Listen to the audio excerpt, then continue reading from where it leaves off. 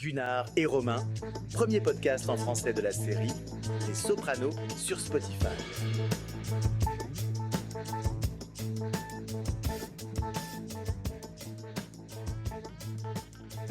Bonjour à tous, vous êtes sur le podcast de la famille Soprano, le podcast familial pour le débrief d'une grande série familiale. Je suis toujours avec Romain. Comment ça va, Romain? Ben ça va, nickel, la forme pour un dimanche. On est reparti pour un nouvel épisode encore aujourd'hui. Et ouais, on arrive à faire 2 semaines d'affilée, donc c'est magnifique. Pour parler de cet épisode 5, épisode 5 qui s'appelle College, Suspicion en version française. Voilà. Euh, épisode... Bizarrement d'ailleurs. Hein. Ouais, bizarre, j'ai pas compris, donc on va rester sur College. Pour info, c'est un épisode écrit par David Chase et coécrit par James Manos. James Manos, si tu veux, il a il a écrit beaucoup d'épisodes de Dexter. Donc Dexter, c'est vraiment le protagoniste tueur, et dans cet épisode, ça voudra dire quelque chose. Ouais, il y a pas mal de similitudes. Moi, j'avais vu cette info cet après-midi, après avoir rematé l'épisode. Je trouvais que c'était un point assez intéressant par rapport à ça. Alors, est-ce que tu veux commencer? Est-ce que je commence? C'est toi qui vois. Vas-y, commence. Ben, première scène, on est avec Tony, voilà, qui emmène Meadow faire un peu la tournée des universités. Voilà, donc Meadow qui part à l'université, donc il faut trouver la bonne. Donc ils sont pas loin de Chicago, d'après ce que j'en comprends. Première université, ça se passe bien. Meadow qui va en être assez contente, qui va dire que voilà, il y a autant de femmes que d'hommes dans cette université, c'est tous des jeunes, il y a une bonne ambiance, c'est un beau cadre de vie. Et les premières années, les élèves en première année auront des options, voilà, pour faire des voyages dans d'autres pays, notamment comme l'Inde. Tony évidemment, en gros raciste de base, qui veut dire pour partir en Inde, pourquoi pour apprendre à pas choper la diarrhée. Ça va pas, ça va pas vraiment faire rigoler Meadow. Ça l'a fait jamais vraiment très, très rigoler, les blagues de son père. Mais voilà, petite scène voilà, qui commence dans le contexte voilà, qu'il faut trouver l'université pour Meadow. Ça va être la première scène. C'est ça. Et bon, ensuite, ils reprennent la voiture. Alors, ils sont pas vers Chicago, ils sont dans le Maine. C'est au nord, tout au nord du New Jersey. Il y a quand même 8 heures de route. Donc, ils vont avoir le temps d'évoquer pas mal de choses. Mais Mido, elle rentre dans le vif du sujet. Elle demande à son père s'il est dans la mafia. Voilà, direct comme ça, à froid. Tony, bien sûr, il n'avoue pas. Il dit que la mafia, ça n'existe pas, que, que c'est des clichés. Bon, Mido, après, c'est une fille assez intelligente. Elle lève les yeux au ciel en mode arrête de me prendre pour une idiote. Et il avoue finalement qu'une partie de genre ses revenus viennent de paris illégaux, des trucs comme ça, mais pas vraiment de crimes ou d'actes criminels. Ouais, il est assez modéré dans ce qu'il va avouer. Et il va quand même relancer le débat en disant que malgré tout, il y a aussi un bon pourcentage de son fric qui vient de business normaux. Voilà. Donc moi, bizarrement, ouais, j'avais compris Chicago. Alors, je pense que j'étais induit en erreur par un coup de téléphone avec Christopher qu'on verra plus tard. Mais voilà, cette scène, ouais, c'est vrai que Meadow, très très intelligente, c'est dur de lui cacher quelque chose. Elle commence à vieillir elle aussi, donc elle comprend un peu toute la situation à propos de Tony. S'ensuit une petite scène, juste après, un coup de téléphone. Donc ils arrivent à une station essence pour faire le plein et Tony va en profiter pour en passer un coup de téléphone du cabine téléphonique. C'est ça. Où il appelle Irina. Sa maîtresse, qui n'est pas contente parce que sa cousine qui vient juste d'arriver aux États-Unis a déjà trouvé quelqu'un, Svetlana, en gros pour l'aider voilà, à avoir son visa pour rester aux États-Unis, alors que Tony, lui, à part la couvrir de cadeaux, ne pourra jamais l'aider avec ça. Donc elle lui prend la tête, ça l'énerve et puis il raccroche. Il raccroche car il a cru reconnaître quelqu'un au loin à la station essence en train de faire le plein. Alors, à partir de ce moment-là, on ne sait pas encore qui est cette personne, mais Tony, on va le voir agité. Il a l'air un peu pressé, donc il va prendre sa voiture, il va prendre Meadow au passage et ils vont partir à la poursuite de cette voiture. c'est ça. Alors, il raccroche il coupe la conversation. C'est quand il appelle Carmela juste après parce qu'il appelle Irina en premier. Bon, C'est un choix particulier. Il appelle Carm et on voit que Carm, elle est toujours elle est à la maison parce qu'elle est malade. Elle aurait dû venir dans ce voyage universitaire, mais donc elle a resté à la maison avec Eiji. Eiji, il demande s'il peut partir chez un copain, dormir chez un copain. Et Carmela se retrouve toute seule dans la maison des Sopranos. Donc après ce raccrochage, comme tu dis, il part en trombe, il prend la voiture en chasse, il fait absolument n'importe quoi sur la route, il double, ligne blanche, pas une ligne blanche, il en a rien à faire. Vraiment un danger public sur cette scène. Et Mido lui demande d'arrêter, elle est complètement en panique. Et du coup, il s'arrête à leur motel pour y passer la nuit. Oui, voilà, comme ça ils iront visiter la prochaine université le lendemain. Tony, il va quand même passer un petit coup de téléphone à Christopher Bien sûr. d'une cabine téléphonique qui se trouve dehors sur le parking du motel, parce qu'il ne veut pas évidemment passer ce genre de coup de téléphone dans la chambre où Meadow certainement y est présente. AJ, lui, oui, t'en as déjà parlé, du coup, la scène d'AJ qui part chez son ami. Donc Chris va rappeler Tony et va lui demander de vérifier ses plaques d'immatriculation sur la voiture du gars qui l'est censé avoir reconnu. Alors il croit que c'est quelqu'un qui se prénomme Fabian. Alors c'est Petrucci, c'est Petrucci, Petrolio. c'est ça le nom de famille? Ah, Petrulio, Fabio pardon. Petrulio. Petrulio. Donc Fabian Petrulio, qui serait un ex-mob de la famille Demeo, mais qui se serait fait pincer pour avoir faire du trafic d'héroïne. Ouais. Et il a balancé pas mal de personnes de la famille. Donc depuis ce temps-là, il se cache. Voilà, il a travaillé avec la police, donc il se cache depuis quelques années. Et là, donc, c'est pour ça que dès qu'il a vu Tony, il est parti en trombe de la station essence. C'est Tony qui était parti à sa poursuite. Donc, Christopher va se charger de ça, va se charger de chercher les infos sur les plaques d'immatriculation. Et Tony qui va aussi dire que Jackie April le connaissait aussi beaucoup, ce mec-là, Fabian. Exact. Qui lui avait fait même un cadeau Oui. d'une statue de Frank Sinatra. Important. Et Christopher qui va... Voilà, détail très important, on verra ça plus tard. Christopher qui va dire que la statue, elle avait l'air dégueulasse, parce que les lèvres de Frank Sinatra, elles étaient très très grosses. Et ça lui tenait une tête un peu bizarre. Très très grosse. En fait, il dit que il avait les lèvres, Frank Sinatra, il avait les lèvres de Shaquille O'Neal. Oui, oui, c'est ces mots, ouais, c'est vrai. Ouais, il le dit comme ça, ouais. Oui, mais de toute façon, c'est les Sopranos, on a l'habitude, hein, ça fait toujours des répliques comme ça. Hein. Donc Tony, il a clairement reconnu ce gars. Et ce fameux gars, on ne sait pas encore vraiment qui c'est Phoebe Petrulio apparemment. Il semble avoir reconnu Tony aussi. Vraiment, ils se sont vus et ça va être un peu l'intrigue, ça va être l'intrigue, ça va être une des deux intrigues de cet épisode, c'est un peu cette chasse à l'homme. Donc là, on va partir dans l'autre intrigue de cet épisode, parce qu'il y en a deux. Il y a un peu une intrigue un peu thriller, un peu policière, et il y a une intrigue un peu romance. Ça fait un peu, il y en a pour tout le monde, ça fait... Il y en a pour les hommes, il y en a pour les femmes dans cet épisode. C'est ça qui est rigolo. Donc il y a le père Phil qui arrive à la maison des Sopranos. Voilà, il sonne et il arrive sans invitation. Alors c'est la première fois qu'on voit faire le père Phil joué par Paul Schulz. Dans le premier épisode, c'était quelqu'un d'autre dans le pilote. Paul Schulz, c'est quelqu'un qui a joué dans Oz avec Carmela, avec Eddie Falco. Ils étaient tous les deux gardiens de prison, donc c'est rigolo de les retrouver tous les deux dans cet épisode.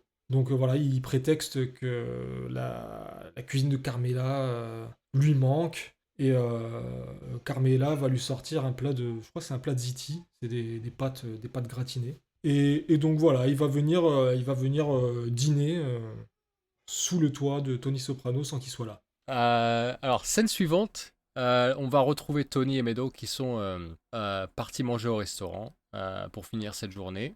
Tony, voilà, plein d'admiration, qui regarde sa fille, qui a sûrement du mal à croire à quel point le temps est passé aussi vite. Mais quand même, la discussion qu'ils ont eue plus tôt dans la voiture va pousser Tony à demander à Meadow si elle pense que son frère Eiji est au courant de la situation de Tony, de ce qu'il fait dans la vie. Donc Meadow, qui lui avait déjà montré sur internet dans un épisode précédent qu'on avait déjà regardé, va lui dire que AJ se doute certainement de ce que son père fait dans la vie. Tony va dire que à une certaine époque, quand il était plus jeune, il a vu son père dans la mafia, son oncle être dans la mafia. Oui. Donc pour lui, c'était presque naturel aussi à son tour de vivre de la mafia. Tony va dire qu'il a brièvement été à l'université. J'y crois pas trop. En tout cas, en anglais, c'est ce que cet épisode va raconter. Après, je sais pas vraiment si c'est la vérité, mais il dira que voilà, comme sujet, voilà, il y a que l'histoire vraiment qui l'intéressait. Le reste, c'était pas vraiment très intéressant. Toutes ces confessions de la part de Tony qui se montre assez honnête dans cet épisode, donc va pousser Meadow cette fois-ci à faire une confidence à propos du speed qu'elle avait pris avec son ami, qui avait été donné par Christopher, mais évidemment, elle ne dira jamais que c'est Christopher qui lui a donné, mais elle voulait juste être un peu honnête avec son père à ce propos-là. Ouais, c'est vraiment l'instant confession entre les deux et tout. Mais ils ont une belle relation entre père et fille. Ouais, c'est en tout cas dans cet épisode-là, ouais, ils sont super bien tous les deux dans cet épisode. Ensuite, on revient brièvement dans le New Jersey où ben, le père Phil, il est tout le temps là. Il est en train de boire un verre de vin posé dans le canapé de Tony. Voilà. Il a ramené un petit DVD parce qu'il sait que Carmela est très friande de cinéma. Donc voilà, lui il est posé, il boit son petit verre de vin tranquille. Dans le même temps, dans le Maine, il y a Mido qui a rencontré des étudiantes qui sont là aussi, elles aussi pour s'inscrire à la fac. Donc Tony lui dit de profiter, de faire connaissance avec ces jeunes filles et qui passera à la récupérer plus tard. Voilà. Alors lui, il sait ce qu'il fait. Il veut avoir un peu de temps à lui pour régler ce problème ou lever les doutes sur ce gars. Il veut savoir qui c'est. Il veut savoir qui c'est, il veut savoir si c'est bien lui. Et si c'est bien lui, il faudra s'en occuper. Ouais. De toute façon, lui, ça l'arrangeait bien, Tony, hein, puisque il me semble qu'il avait dit qu'il allait rappeler Christopher de toute façon vers cette heure-là. Oui, donc, vers minuit. le fait que Mido pourrait s'occuper pendant... Ouais, voilà, que Meadow pourrait s'occuper pendant quelques minutes, lui ça l'arrange pas mal. Tony donc lui du coup va retourner un peu à son investigation et il va passer ce coup de téléphone à Christopher. Ouais. Christopher lui il est complètement sous la flotte, parce qu'il n'arrête pas de pleuvoir dans le New Jersey, donc Christopher à chaque coup de téléphone lui il est trempé de bas en haut. Et donc il va donner les infos à propos des plaques de la voiture qui seraient identifiées au nom de Frederick Peters. Donc c'est évidemment un faux nom. Ouais. Alors, moi, j'aimerais savoir si tu arrives à faire le lien entre Frederick Peters et le nom de Fabian, son nom original. Parce que ça a l'air de faire tilt dans l'esprit de Tony, mais je comprends pas pourquoi. Est-ce que ce nom Frederick Peters pourrait évoquer quelque chose à Tony ? Alors, je crois que c'est Frank Peter, ou peut-être Frédéric, je sais plus. Mais en fait, ça fait tilt dans le sens où, visiblement, aux États-Unis, quand il y a un programme de protection des témoins, ils sont obligés de garder les initiales. Donc, Frédéric Peter et Fabian Petruglio, ça colle. Ah, super info, ça. Tu Ouais. vois, ça, je savais pas. Mais je m'étais dit pourquoi ça lui fait tilt alors que c'est un nom complètement différent. Complet. Donc, Christopher qui va se porter volontaire pour venir aller voir Tony pour l'aider à régler cette affaire. Mais Tony lui dit de rester là où il est et le rappellera plus tard en fin de soirée. Ouais, Tony il veut s'en occuper lui parce que c'est pas les histoires de Chris, c'est vraiment des histoires d'il y a 10-15 ans et c'est des amis de Tony qui ont pâti de cette balance, de cette snitch comme on dit en anglais. Et donc il veut que ça soit lui qui s'en occupe. Il veut absolument pas que ce soit Chris. Alors aussi, autre info que j'ai oublié de dire, c'est qu'en même temps d'avoir donné le nom de la personne, Christopher, il va aussi trouver l'adresse. Tony, lui, il va s'en servir. Ah oui. Il va se servir de cette info un peu plus tard. Donc là, on fait un comeback dans la maison des Sopranos. De toute façon, dans cet épisode, c'est le Maine et la maison des Sopranos. On fait que des allers-retours. Alors, dans la maison des Sopranos, le père Phil Intintola est toujours là. Il est dans la cuisine.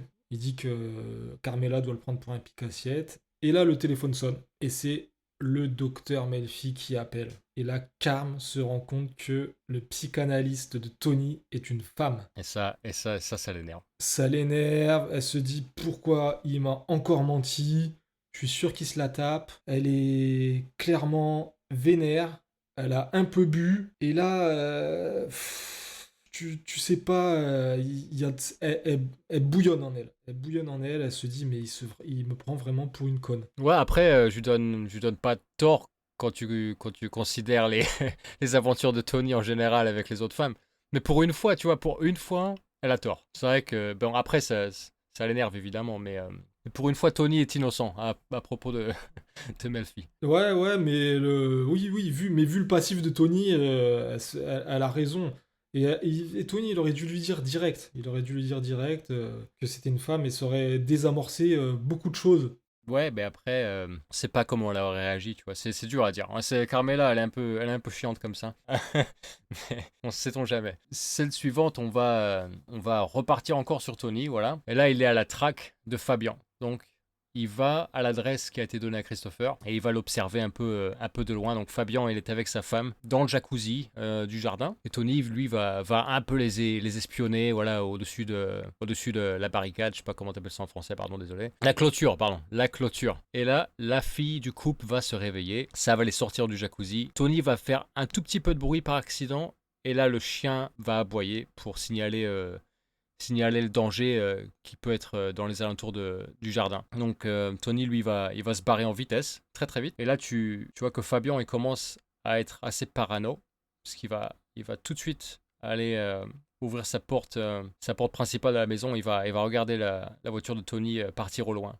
Et là, je pense qu'il commence à comprendre que voilà, Tony, il est peut-être à sa recherche. Je sais pas si Tony, parce que là on est dans la nuit, dans la pénombre, je sais pas si vraiment Tony là, à ce moment-là, il est sûr que c'est lui. Je sais pas, mais je sais qu'il agit pas parce que, en tout cas, il y a femme et enfant. Ouais, c'est vrai qu'on ne sait pas encore vraiment à ce moment-là. Mais moi, je suis convaincu que Fabian, tu vois, lui, par contre, lui, il doit commencer à psychoter un peu là-dessus. Bien sûr, il n'y a pas de hasard. Il a clairement reconnu Tony Soprano à la station essence. Et il n'est pas tranquille du tout. Donc là, on repart à la maison des Sopranos. Père Phil toujours là, ça parle religion, ça parle cinéma. Et on a l'impression que Carmela est toujours échaudée par cette découverte, cette nouvelle que Melfi soit une femme.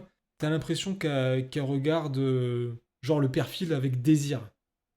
Scène d'après, voilà encore, retour du côté de Tony. Donc là, Fabian, en pleine panique de parano, lui, il va faire sa tournée. Voilà, c'est tournée des entreprises locales.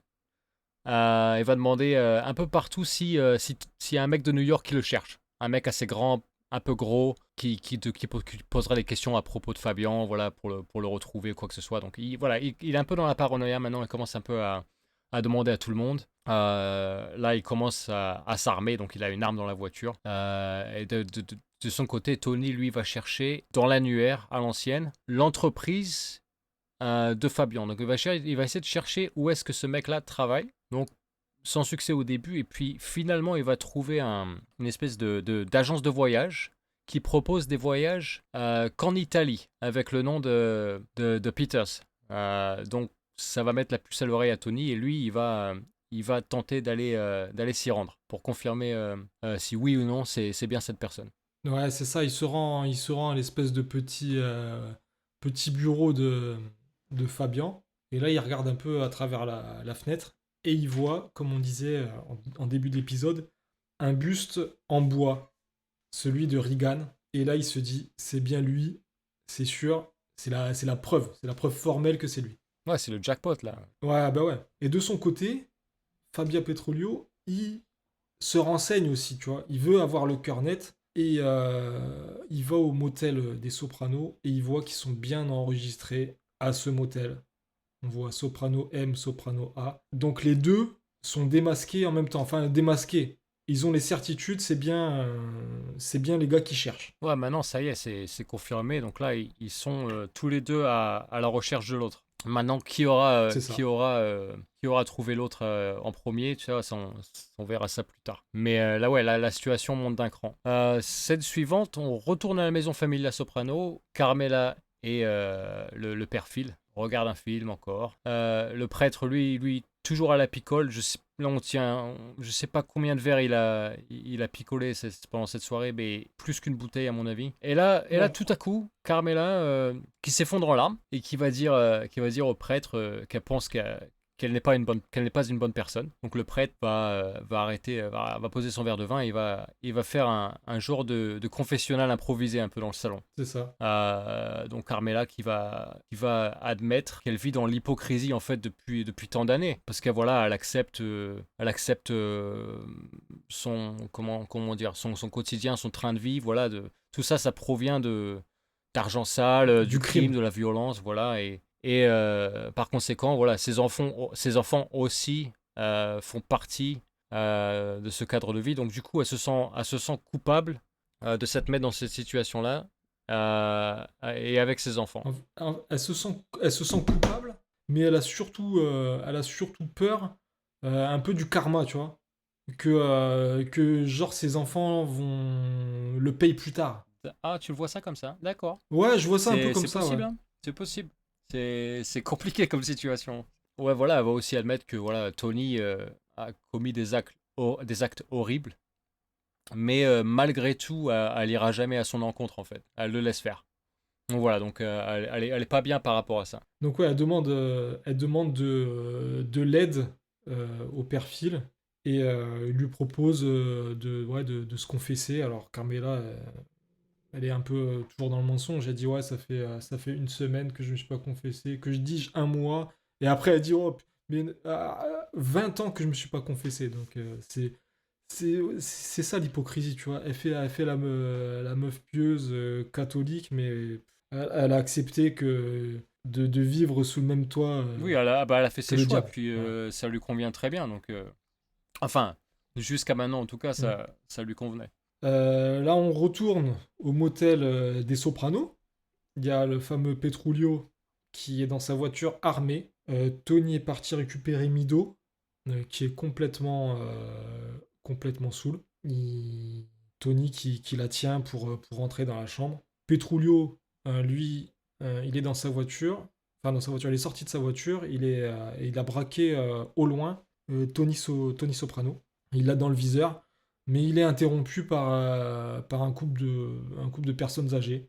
Donc il y a pas de coup, il y a pas de coup de tiré. Donc je sais pas si je me dis qu'il a beaucoup hésité parce qu'il y avait aussi Mido et qu'il a ses anciens réflexes de mafieux de pas tirer quand il y a genre la famille tout ça, ou si vraiment il a été interrompu par les anciens. Non, je pense que c'est les deux. Voilà, il voulait certainement tirer, mais bon, il y avait la fille. Puis voilà, cette hésitation. Voilà, ces personnes âgées vont arriver, ça va le distraire, et le temps qu'ils se remettent sur Tony et Meadow seront déjà rentrés dans la chambre. Exact. Après, oui, c'est pas dans sa tête, ça doit être compliqué à ce moment-là, mais en même temps, tu te dis, il a plus vraiment le choix. Si Tony est après lui, c'est fini. Faudra s'occuper de Tony. On est à la maison des Sopranos là, où c'est la fin de la confession de Carmela. C'est scène très brève, qui est suivie par une scène très brève aussi. C'est quand Tony il couche Mido au motel. Oui, voilà, c'est des scènes assez courtes. Le lendemain matin, Meadow qui se réveille, Tony lui il est plus dans la chambre, il est parti encore passer un coup de téléphone à Christopher à partir de cette cabine téléphonique. Christopher qui lui dit que ça y est, il a pris 6 billets d'avion, il va aller rejoindre Tony. Et Tony qui lui dit encore une fois, voilà, ne viens pas, c'est mon truc. Et Christopher qui va me faire rigoler, qui va vraiment pleinement avouer que il veut venir pour buter ce mec. Comme ça, lui, ça lui permettra de monter en grade. Et ouais, il va dire ça clair et net. il veut étoffer le CV. Sans filtre. Ouais, c'est ça. Il veut absolument monter en grade. Ben, ça, c'est Christopher. Cette conversation va être interrompue. Voilà, Meadow qui va sortir en dehors du motel. Donc Tony va raccrocher. Et encore une fois, Meadow intrigué mais pas idiote va lui demander pourquoi il téléphone dehors alors qu'il y a un téléphone à l'intérieur de la pièce quand même. Et voilà, encore excuse de Tony qui va dire qu'il voulait pas réveiller les voisins des chambres d'à côté. C'est ça. Pardon, d'ailleurs, et en plus, correction, c'était pas le lendemain, c'était toujours pendant la soirée, je crois. C'était en pleine nuit. Et justement, au même moment, à la Maison des Sopranos, il y a eu la confession, et là, je sais pas, le père Tintola, je sais pas ce il fait une bénédiction ou un truc. C'est une scène très suggestive dans le sens où Carmela est à genoux et lui, il lui donne l'hostie. C'est un peu bizarre. C'est un peu bizarre. Et dans la scène suivante, t'as Carmela et le père Intintola qui se regardent avec, genre avec passion. Et tu vois que le père, il est tenté de ouf parce que lui, c'est carrément interdit. Et Carmela, en fait, le coup de fil de Melfi, ça lui a donné des envies de vengeance, en vrai. Et donc là, ils sont à deux doigts ils sont à deux doigts de s'embrasser, mais le perfil est tellement sous qu'il a la nausée et il va aller vomir dans les toilettes. Il va s'enfuir en courant et il va aller vomir dans les toilettes. Sauvé par le vomi. Ouais, en réalité, il a failli commettre l'irréparable. Après, j'ai essayé de réfléchir par rapport à cette scène avec le prêtre et Carmela, et je me dis, si tu regardes bien ces deux personnages-là, c'est des personnages qui sont très seuls, en fait, dans Exact. leur vie de C'est tous les ça. jours. Très, très seuls. Carmela, malgré tout, Tony, il est jamais là. Il couche à droite à gauche. Elle est toujours à la maison. Tu vois, elle est toujours seule.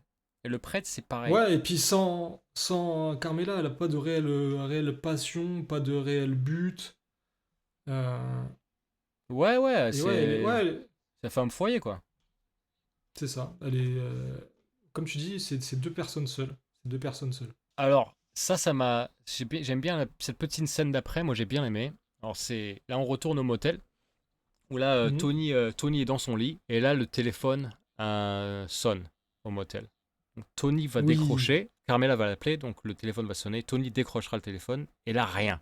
Donc, Tony qui va demander s'il y a quelqu'un au téléphone, et là, il y a un blanc, et le téléphone raccroche. Le téléphone se coupe. ouais. Donc moi je me dis dans Il la veut tête de s'assurer Tony qu'il là, est. ouais, là dans la tête de Tony, je me dis ça y est, il pense que c'est Fabian qui vérifie que Tony est dans la chambre. Tu vois ce que je veux dire? Ouais, bien sûr, mais c'est ça. Mais en fait, c'est Carmela qui veut s'assurer qu'il est bien au motel et pas qu'il est parti voir une maîtresse ou je sais pas quoi, tu vois. Ouais, ouais, je pense que ouais, mais lui dans sa tête, ça doit partir à 100 km/h, tu vois. Lui, il doit se dire putain, c'est Mais, l'autre là qui vient me chercher. mais tu vois, c'est rigolo parce qu'il y a dans les deux intrigues, limite le mal, il a été évité par deux personnes bourrées. Ouais, putain, c'est vrai, c'est vrai, c'est vrai. Déjà, j'ai pas fait le lien, tu vois, c'est vrai en plus, ouais, ouais. Il y a deux personnes ivres le perfil, il va vomir parce qu'il était à deux doigts d'embrasser Carmela. Et Mido sauve un peu, ivre, elle sauve un peu son père parce que Petrulio, peut pas tirer tranquillement sur Tony, quoi. Ouais, ouais, ouais, ouais, c'est ça. Tu vois, ça encore bon point, tu vois, j'avais pas fait le lien, mais c'est intéressant. Donc là, après, le lendemain, au motel, Petrulio, il est toujours là, je crois. Ouais, il est toujours là, il observe avec des jumelles. Et il s'assure que les Sopranos vont s'en aller de sa petite ville, de son petit village, là. Il veut être tranquille, et s'ils peuvent partir sans qu'il y ait de drame, eh ben tant mieux. Ouais, c'est ça. Ouais, c'est une petite scène. Là, ils vont. Alors, il me semble que c'est la dernière université. Non, peut-être la deuxième. La deuxième université, je pense. Non, Ouais, c'est la deuxième. Donc, ils vont visiter cette seconde université, mais pas ensemble. Tony, voilà, va faire juste que déposer Mido. Comme ça, lui, il va pouvoir régler ce problème avec Fabian. Donc, cette scène s'interrompt un peu là-dessus. Et là, on repart encore à la maison des Sopranos. Alors, ça, c'est une scène assez marrante. Voilà, donc, le lendemain, dans la cuisine, t'as Carmela qui boit son café. Et là, t'as le prêtre, voilà, le père Phil, qui se lève avec une gueule de bois comme pas possible.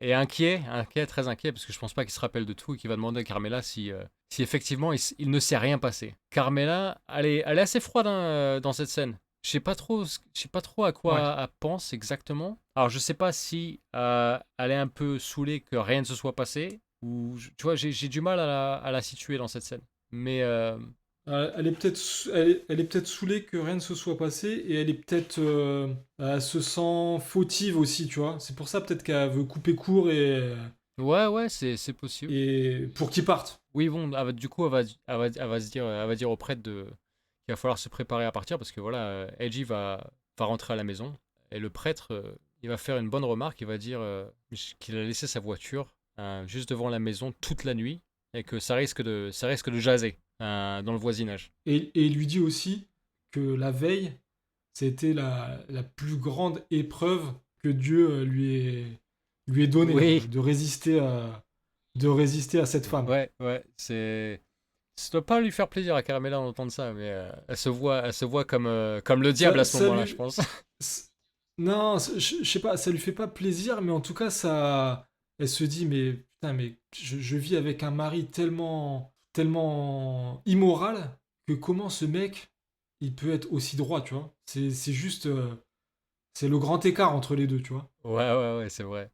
Là, on retrouve Petrulio dans son bureau avec deux espèces de junkies, de ploucs là. Il veut que ces gars partent à la recherche de Tony parce qu'en fait, il est toujours pas tranquille. Il se dit que. Il sait que maintenant que Tony sait où il vit et il veut le supprimer en vrai. Donc les gars, franchement, ils ont l'air dégueulasses, ils ont l'air incompétents au possible et ils refusent le plan. Ouais, c'est des gros toxicos, mais malgré tout, ils veulent pas aller jusqu'à ah pardon, ils veulent pas aller jusqu'au meurtre. C'est trop. C'est ça. Ouais, c'est trop. Ouais, à mon avis, c'est des gens qui font des petits larcins, tout ça, mais aller carrément faire un assassinat, c'est trop pour eux. Ouais, Donc ils s'en vont. Et donc Petruglio est tout seul à son bureau là. Il entend du bruit dehors parce qu'en fait c'est une espèce de cabane. C'est vraiment un bureau pourri. C'est une espèce de cabane un peu au milieu de la campagne et tout. Il y a de la forêt à côté et tout. Donc il entend du bruit. Il prend son flingue, il sort de son bureau. Voilà, il fait un peu le tour et on aperçoit juste une biche. Donc voilà, il se dit bon, voilà, c'est la biche qui a fait du bruit. Et là, voilà, le grand Tony Soprano, il vient le choper par derrière avec des espèces de câbles. Je sais pas si c'est des câbles, du fil de fer. Non, c'est des câbles. Ouais, des fils électriques, Ouais. ouais. Et donc, voilà, quand Tony Soprano te chope avec des câbles par derrière, à mon avis, tu peux pas faire grand-chose. Tu peux pas faire grand-chose. Et en plus, ça me fait rire parce que Tony lui parle et Petruglio lui dit, il l'appelle Teddy. Oui, en plus, il se trompe de prénom, c'est cool. Il l'appelle Teddy et genre ça le rend fou et tout, tu vois, genre en mode il se souvient même pas de mon prénom. Ouais. Donc Tony il le fout au sol, toujours avec ses câbles en train de l'étrangler. Il met un genou dans le dos pour bien le maintenir.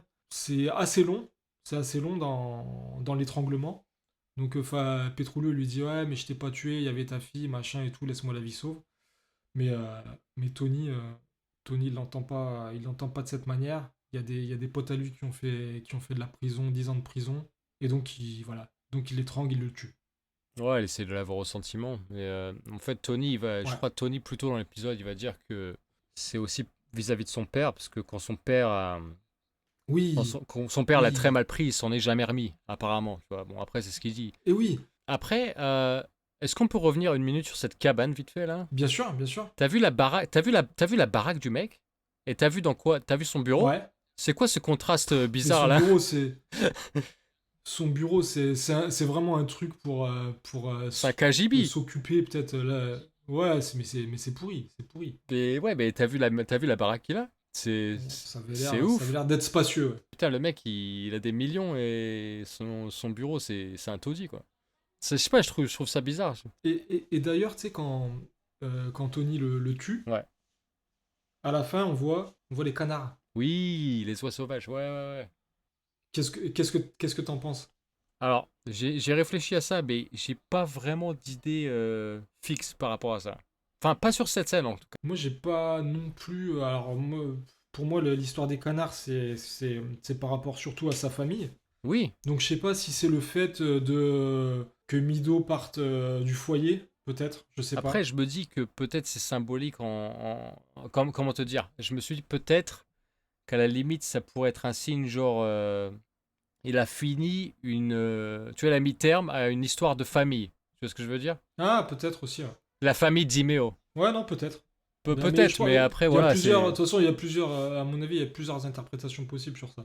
Ouais, c'est assez compliqué les canards à chaque fois. Chacun l'entend comme il veut. Scène suivante, on arrive à la dernière université, il me semble.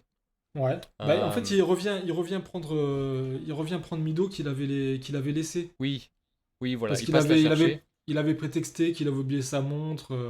Ah oui, Voilà. c'était marrant ça. Ah, ça, c'est une Ouais. scène assez marrante. Bon, on va en parler vite fait. Donc voilà, donc Tony, lui, il part chercher Meadow. Meadow qui va lui demander, mais qu'est-ce qu'il a foutu de la matinée. Euh, Tony qui va dire, bah, il était parti chercher sa montre qu'il avait oubliée au motel. Il l'avait pas. Donc il est parti au restaurant où ils étaient partis dîner la veille. Et là, Meadow va voir les chaussures de Tony pleines de boue.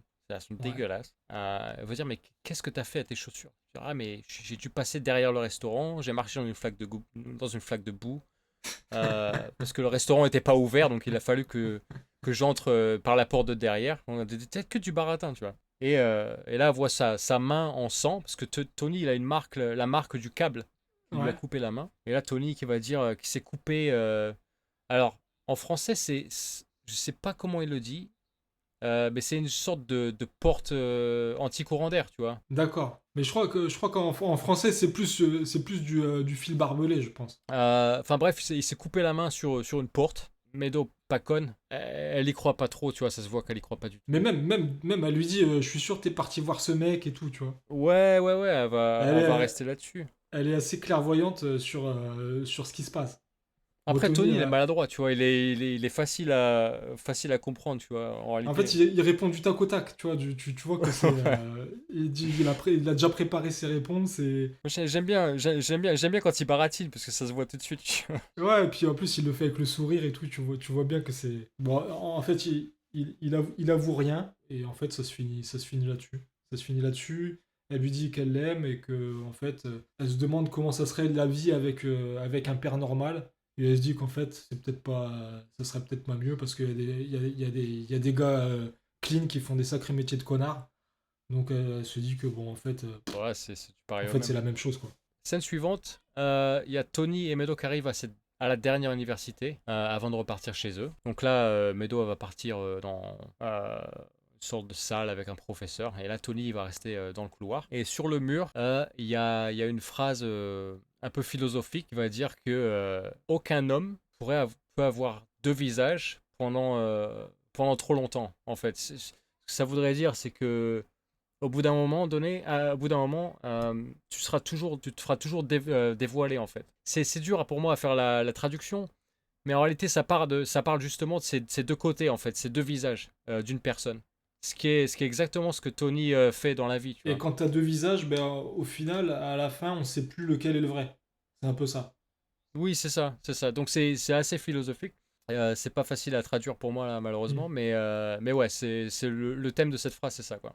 Donc voilà, on finit sur la dernière scène où t'as Tony et Mido qui reviennent à la maison.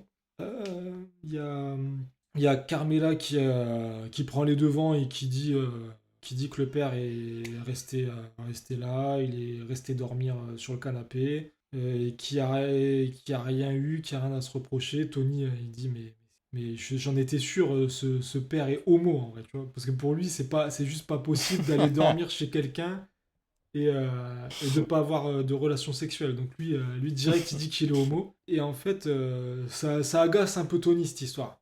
Ça agace un peu Tony.